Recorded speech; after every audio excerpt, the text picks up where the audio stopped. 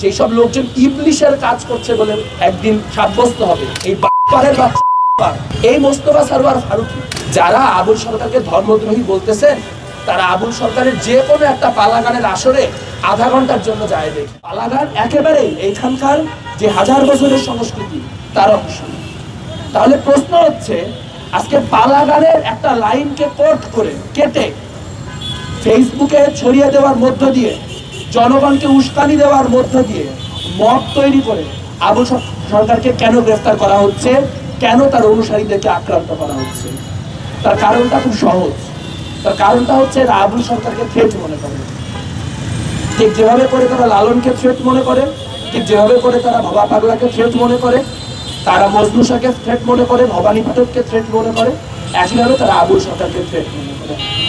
কারণ আবুল সরকারের যে গূঢ় জ্ঞান, যেই জ্ঞান তিনি চর্চা করেন তার সহজিয়া ভাষায়, সেইটা শহরের মধ্যবিত্তের বাইরেও বাংলাদেশে যে বিশাল প্রান্তিক জনগোষ্ঠী আছে, সেই প্রান্তিক জনগোষ্ঠীর মনে এক ধরনের সহমর্মিতার, সহযোগিতার এবং সংহতির বোধ নির্মাণ করে।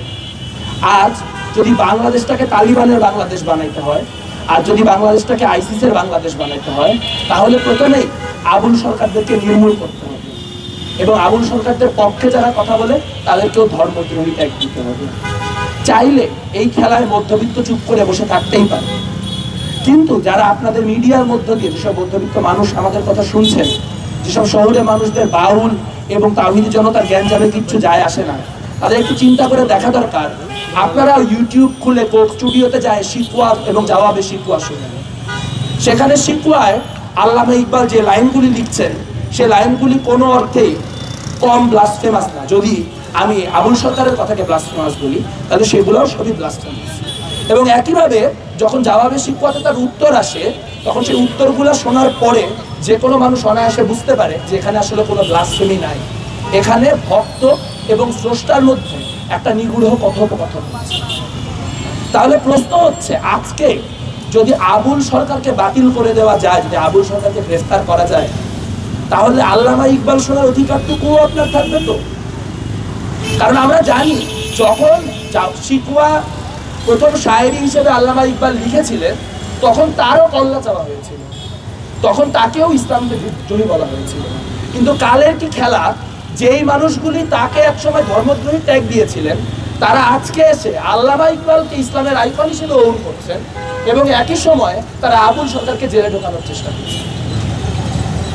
আমরা রাষ্ট্রীয় উদ্যোগে আপনার রাহাত ফাতে আলী খানকে বাংলাদেশে নিয়ে আসবো, সেখানে শিরক খুঁজে পাবো না, কিন্তু সারা দেশে কোথাও হেফাজতে ইসলামের কারণে লালনের গান আর ঠিক মতো করে হবে না, কারণ সেইটা শিরক। তার মানে আপনি যদি উচ্চবিত্ত হন, আপনি যদি একটু উর্দুটা, হিন্দিটা, ইংলিশটা ভালো করে পড়তে পারেন, বুঝতে পারেন, তাহলে আপনার সংস্কৃতি চর্চার অধিকার আছে। কিন্তু বাউলের কোনো সংস্কৃতি চর্চার অধিকার নাই, বাংলাদেশের গ্রামীণ মানুষের কোনো সংস্কৃতি চর্চার অধিকার নেই। যারা আবুল সরকারকে ধর্মদ্রোহী বলতেছেন, তারা আবুল সরকারের যে কোনো একটা পালাগানের আসরে আধা ঘন্টার জন্য যায় দেখেন বা ভিডিও তুলে। ওইখানে যারা জমায়েত হয়, সেই মানুষগুলি কারা?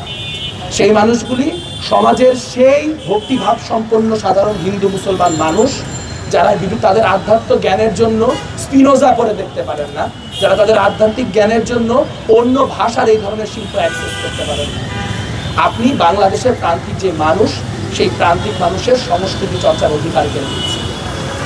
এবং বাংলাদেশে যখন আমরা 2025 সালের দিকে ফিরে তাকাবো, তখন যেই সব শয়তান, যেই সব লোকজন ইবলিশের কাজ করছে বলে একদিন সাব্যস্ত হবে, সেই মানুষগুলির মধ্যে একটা মানুষ হচ্ছে সরওয়ার ফারুকী। এই মোস্তফা সরওয়ার ফারুকী, এই বাপ্পারের বাচ্চা, এই বাপ্পার একদিকে রাষ্ট্রীয়ভাবে লালন উৎসবের উদ্যোগ নেবে। সেই লালন উৎসবের অংশ হিসেবে সারা দেশে যত মানুষ আছে তাদের সবাইকে বলবে যে আপনারা আসেন, আপনারা লালনের অনুষ্ঠান অংশ হন। আমরা লালনকে হেরিটেজ বানাই।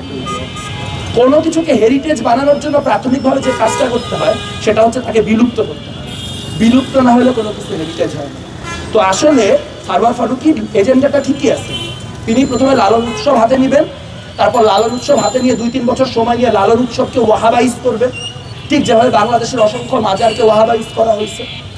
এবং তারপরে যখন এইটার আর কোনো তাত্ত্বিক ভিত থাকবে না, যা দিয়ে এখানকার যে সাংস্কৃতিক কলোনাইজেশন সেটাকে ঠেকানো যায়, তখন লালন উৎসব করা দেওয়ার প্রয়োজন থাকবে না, ফলে লালন আইকন হিসেবে ফিকে হয়ে যাবে। কারণ এইটাই যদি তার নিয়ত না হয়, তাহলে আমাকে বুঝান লালন উৎসব রাষ্ট্রীয়করণ করার পর থেকে, সেই সময়ের পর থেকে গত যে কয়েক মাস গেছে, সেই কয়েক মাসে কয়টা লালনের গানের উৎসব বন্ধ হয়েছে, কয়টা আসরকে সীমাবদ্ধ করতে দেওয়া হয়েছে। তাহলে আজকে বাংলাদেশের পরিস্থিতি হচ্ছে, বাংলাদেশের প্রাথমিক শিক্ষায় সঙ্গীতের এবং খেলাধুলার শিক্ষক, শারীরিক শিক্ষার শিক্ষক নিয়োগ দেওয়া যাবে না। বাংলাদেশে পালা গান করলে ধরে নিয়ে যাওয়া হবে, বাংলাদেশে বাউলের চর্চা করলে তাকে ধরে নিয়ে যাওয়া হবে, কেউ পাগল হলে তার চুল কেটে দেওয়া যাবে, কেউ শ্রমিক হলে সেটা বেতনের কথা বললে তাকে আওয়ামী লীগ ট্যাগ দেওয়া যাবে।